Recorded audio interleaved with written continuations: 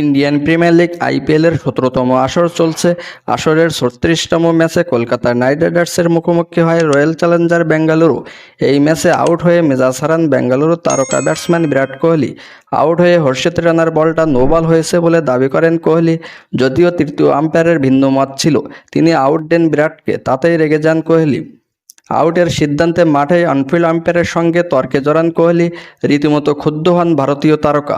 বেঙ্গালুরুর অধিনায়ক Faf du প্লেসিও দাবি করতে থাকেন, হর্ষিত রানার যে বলে আউট হয়েছেন কোহলি সেটা কোমরের উপরে ছিল, তাই সেটা নো বল দেওয়া উচিত।